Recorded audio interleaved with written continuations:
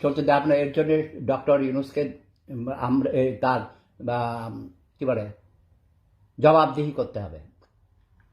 আসলে 35 বছর যাবৎ আমি জার্মান ভাষায় কথা বলি, মাঝে মাঝে ইংরেজি বলি, বাংলা বলা হয় কম। অনলাইনে এসে শুধু শব্দ বোমা খুব ভালো বলতে পারি, যেমন এটা করে মুখস্থ।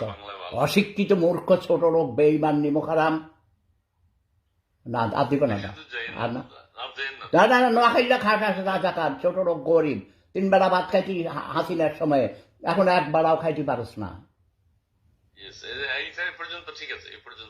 আর এই জন্যই তো সাথে না ওই যে ওরা কেন সেদিন কক্সবাজারে গেল, আমাকে শুনলো একজন বলতেছে, কয় যে দাদা ওরা তো আপনার থেকেও বেশি ইয়ে হয়ে গেছে, আপনার তো কোটি কোটি তরুণী পিছিয়ে পিছিয়ে ঘুরে। ওরা হলো 4 জন হলো পুরুষ, 1 জন নারী, 1 ফুল 4 মালি। হ্যাঁ, এই ব্যাপারে তুমি একটু বলো। এক ফুল 4 মালি, এক ফুল 2 মালি, হিন্দি একটা মুভি ছিল, এক ফুল 4 মালি। আচ্ছা, যাই হোক, কক্সবাজার যাওয়াটা অনেকের কাছে খুবই দৃষ্টিকটু মনে হয়েছে, দেশবাসীর কাছে দৃষ্টিকটু মনে হয়েছে। সেটি হচ্ছে 5ই আগস্ট তাদের ভাষায় একটা বিপ্লবের দিন নাকি, অনেকে শহীদ হয়েছেন, অনেকে আহত হয়েছেন তাদের ভাষায়। তো সেই দিন তাদের মিলাদ মাহফিল করা ছিল, মোনাজাত করা উচিত ছিল, শহীদ পরিবারের সাথে সময় কাটানো উচিত ছিল, কিন্তু সেই দিন তারা বিনোদন বিহারে গিয়েছে কক্সবাজার টু মাচ, এবং দেশবাসী এটা ভালোভাবে নেয়নি। তাদের কথা অনুযায়ী তারা ভুল করেছে বিষয়টি। এখন নানান ভাবে এটিকে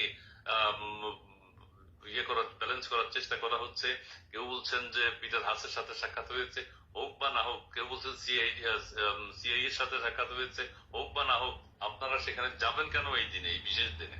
আচ্ছা, এটা হচ্ছে ডক্টর ইউনূস সাহেব আবার মঞ্চে একটা আলোচনা করেছেন, জুলাই ঘোষণাপত্র তিনি উপস্থাপন করেছেন, নির্বাচনের কথা বলেছেন। সেটার দিক থেকে দৃষ্টিপাত সরানোর জন্যই তারা আবার কক্সবাজার গিয়েছে। ঘটনা উলট পালট হয়ে গেছে সবকিছু।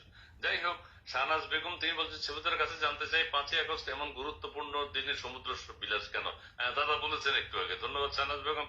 কবির মোরাল, সেবুদার চিরকুমার। জি, সেবুদা অলওয়েজ, ওনার বয়স 18 বছর। সো শব্দবোমা ছাড়বে যারাকে নিয়ে, না ওইভাবে শব্দবোমা হবে না।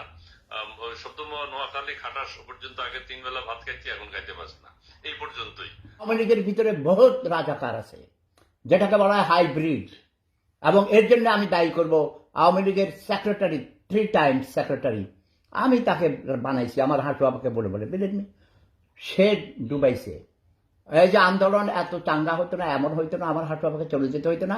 সে বলেছে আমার ছাত্রলীগ ঠেকাবে। কিরে কাউয়া কাদের, এখন কই নোয়াখালীটা খাটার ছোট লোক গরিব, আর সে কোটি কোটি টাকা দামের মানে ঘড়ি। না না, তুমি নোয়াখালীটা তোমারও খাইছি আমি।